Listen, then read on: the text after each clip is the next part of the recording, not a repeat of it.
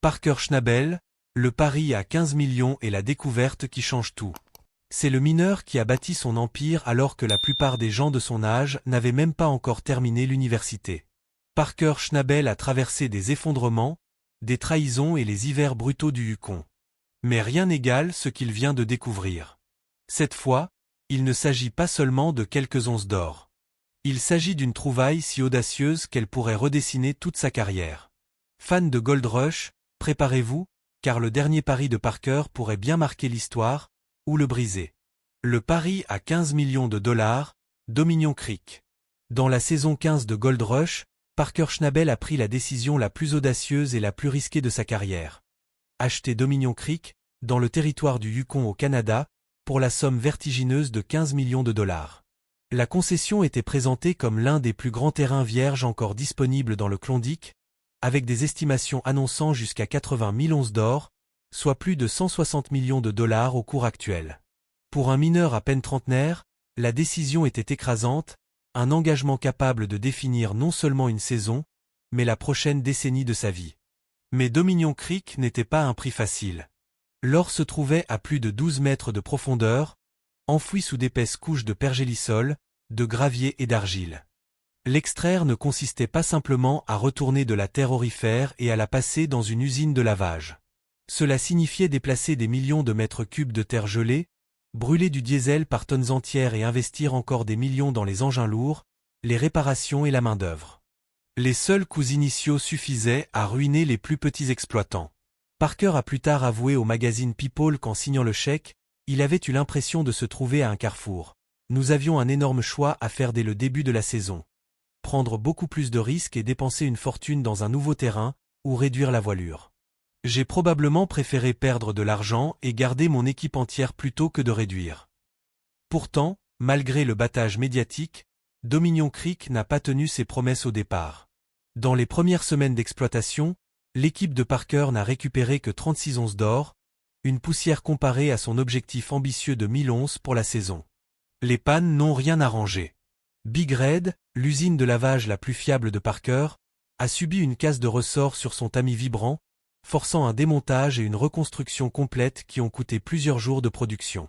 Roxane, la nouvelle usine de lavage censée révolutionner les opérations, a trébuché elle aussi. Bourrage de convoyeurs, conduite d'eau endommagée, courroies déchirées, autant d'incidents qui paralysaient régulièrement le chantier. Chaque panne signifiait de l'arrêt, et chaque heure d'arrêt représentait des onces et des revenus perdus. Le terrain lui aussi s'est révélé impitoyable. Les excavatrices affrontaient un pergélisol aussi dur que du béton, détruisant les lames en quelques jours. Les factures de carburant explosaient alors que bulldozers et camions peinaient à déplacer la terre gelée. À un moment, un nouvel opérateur a failli renverser une machine dans une fosse, rappel brutal de la dangerosité du travail à Dominion. En janvier, Parker se retrouvait face à la possibilité que Dominion Creek entre dans l'histoire de Gold Rush non pas comme son triomphe, mais comme sa plus grosse erreur. Pour se rattraper, il a misé gros sur Roxane, l'usine ultramoderne que son équipe avait mis 2 ans à concevoir. Construite pour l'efficacité, elle pouvait traiter plus de matériaux que toutes les autres usines qu'il avait utilisées. Sur le papier, elle était capable de produire 1000 $ d'or par jour, mais Parker a rapidement appris que la théorie et la pratique ne coïncident presque jamais. Roxane était minée par des problèmes de jeunesse, pannes électriques, dégâts d'eau, pièces fragiles. Elle ne tournait que rarement à pleine capacité. Les équipes s'acharnaient à la maintenir en vie, conscientes que chaque heure d'arrêt coûtait des milliers de dollars. Peu à peu, grâce à des ajustements et de la persévérance, Roxane a commencé à prouver sa valeur. Lors d'une pesée, elle a livré 155,9 onces, d'une valeur de près de 400 000 $. Combinées avec Big Red et Big Bob, les 3 usines ont extrait 449 onces en une seule semaine, permettant enfin à Parker de franchir la barre des 5000 pour la saison. Un jalon certes, mais seulement la moitié de son objectif, et le temps pressait. Le tournant, quand l'instinct paie. Le tournant est venu quand Parker a décidé de miser sur des terrains rejetés par d'autres mineurs des décennies plus tôt. Il a ordonné à son équipe de tester les résidus laissés par les exploitants des années 1980 et 1990, des zones supposées épuisées. C'était un pari dans le pari. Mais encore une fois, l'instinct de Parker s'est révélé juste. Sous des couches de déblai gelé, Roxane a mis au jour quelque chose d'extraordinaire. Une veine aurifère massive, plus riche que tout ce que Parker avait vu à Dominion. En une seule récupération, ils ont sorti 3 onces d'or, soit environ 750 000 $. Et ce n'était pas seulement le poids de l'or qui les a stupéfaits, c'était sa texture et sa pureté. De l'or en poudre fine mélangée à des pépites massives, suggérant des filons encore plus riches en profondeur. Pour une équipe épuisée par les pannes et les longues heures, la découverte a rallumé l'espoir que Dominion pouvait réellement rapporter. Avec les cours de l'or proches de leur record, cette trouvaille pouvait représenter des millions de revenus. Mais au-delà de l'argent, elle offrait à Parker quelque chose d'aussi précieux, l'élan. Cependant, Dominion Creek n'est pas une concession ordinaire. Sa taille et sa profondeur font que le succès ne se mesure pas en centaines d'onces, mais en milliers. Salaire de l'équipe, maintenance des engins, factures de carburant et redevances se chiffrent en millions chaque saison. Parker l'a reconnu lui-même dans une interview à Discovery, « Nous ne sommes pas une petite équipe agile. Nous avons besoin de beaucoup de terrain et nous avons besoin de beaucoup d'or extrait du sol pour survivre. Chaque saison est une course contre le temps et contre la météo, et Dominion décuple cette pression. La licence d'eau et les permis de Parker ne lui donnent que 6 ans pour exploiter la propriété. Pour rentabiliser son investissement, il doit extraire en moyenne 10 000 onces d'or par an. Tout écart pourrait signifier non seulement perdre des millions, mais aussi laisser dans le sol de l'or déjà payé. C'est pourquoi chaque panne paraît catastrophique et chaque contretemps ronge le moral des équipes. La mine perdue et le journal caché, une découverte historique. L'une des histoires parallèles les plus surprenantes et captivantes de la saison 15 a commencé bien loin de Dominion Creek, dans les allées silencieuses d'une boutique d'antiquités à Fairbanks, en Alaska. Parker y est tombé sur une carte minière dessinée à la main, datée de la fin des années 1800, à l'époque de la ruée vers l'or du Klondike. Les bords de la carte étaient effilochés, son encre estompée par le temps, mais elle comportait des marquages qui ont immédiatement attiré l'œil exercé de Parker. Des annotations signalant un puits à Porcupine Creek, une zone longtemps considérée comme épuisée. Pour la plupart, cette carte n'était qu'une curiosité. Pour Parker, c'était une piste à suivre. On n'a rien à perdre, a-t-il confié à son équipe. Au pire, ça ne mène nulle part. Au mieux, qui sait ce qui nous attend là-dessous. En suivant les coordonnées approximatives, Parker et son équipe ont dû se frayer un chemin à travers une forêt envahie, traînant leur matériel sur un terrain accidenté pour atteindre le site. Ce qu'ils ont découvert les a stupéfaits. Les restes à peine visibles d'une entrée en bois effondrée sous des décennies de terre et de mousse. Après avoir soigneusement dégagé l'ouverture, ils ont révélé un puits étonnamment intact, scellé depuis plus d'un siècle. À l'intérieur, l'air était vicié et lourd, saturé de l'odeur du bois pourri et de la terre ancienne. La troupe a avancé à la lumière de leurs lampes torchées, dont les faisceaux tranchaient l'épaisse poussière. Là, soigneusement empilés comme en attente d'être retrouvés, reposaient des outils d'une autre époque. Pioches rouillées, lanternes noircies de suie et sacs de jute laissant échapper de petites quantités d'or brut non raffiné. Mais le véritable trésor n'était pas l'or. C'était un petit journal relié de cuir, usé par le temps, dissimulé dans une boîte métallique verrouillée et rongée par la rouille. Le journal appartenait à l'un des mineurs originels de Porcupine Creek dans les années 1890. Ses pages fragiles, mais encore lisibles, décrivaient les épreuves du Yukon. Hiver meurtrier, maladie, vie en pénurie. Mais vers la fin, les écrits devenaient étranges. Le mineur racontait avoir découvert une pierre étincelante, au fond du puits. Contrairement aux veines de quartz habituelles, celle-ci brillait de façon inhabituelle, comme si elle contenait un autre élément. Ses mots devenaient frénétiques. Ses compagnons tombaient malades, les machines se brisaient, et il était persuadé que la pierre était maudite. Dans les dernières pages, il avouait avoir scellé une partie du puits et abandonné le site, craignant qu'une poursuite de l'extraction ne provoque un désastre. Parker, peu enclin à céder aux superstitions, a confié des échantillons de la pierre à sa géologue, Léa. Les tests ont révélé quelque chose de remarquable. Un composite minéral rare fusionné à de l'or, différent de tout ce qu'on trouve habituellement dans le Yukon. Il contenait des traces d'éléments suggérant des conditions géologiques inhabituelles, probablement des indices d'activité hydrothermale ou de processus de minéralisation encore non documentés dans la région.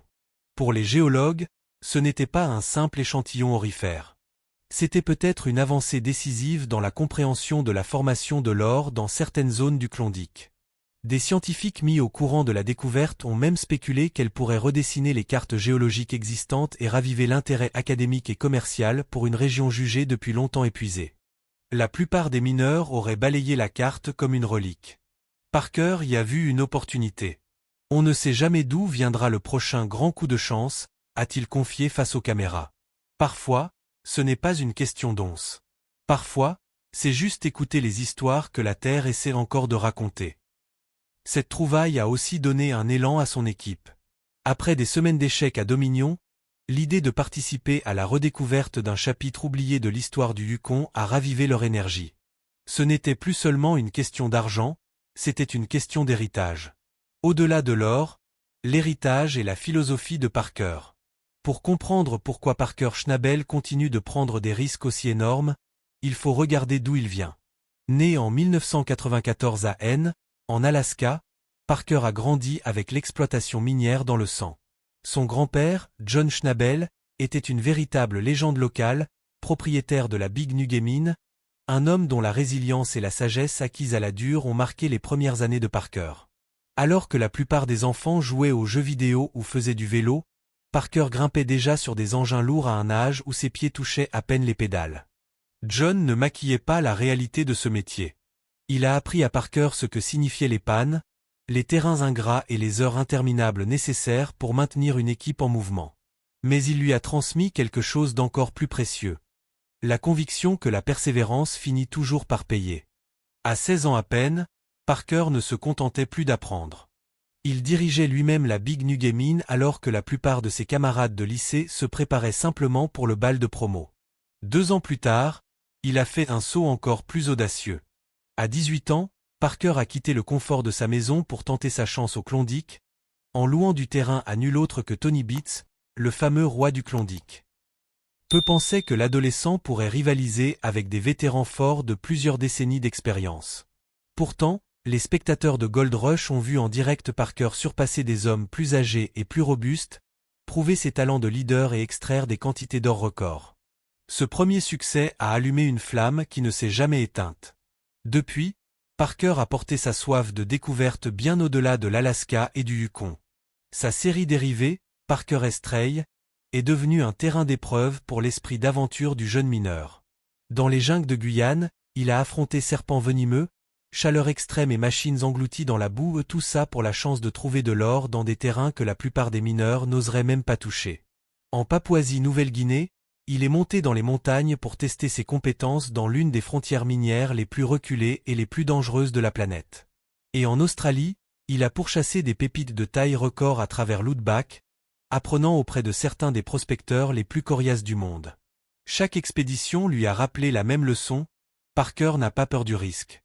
Au contraire, il s'en nourrit. Pour lui, l'exploitation aurifère est plus qu'un métier, c'est une identité. Comme il l'a dit un jour, l'orpaillage, ce n'est pas juste un travail, c'est une obsession. C'est dans mon sang. Un millionnaire qui vit comme un mineur.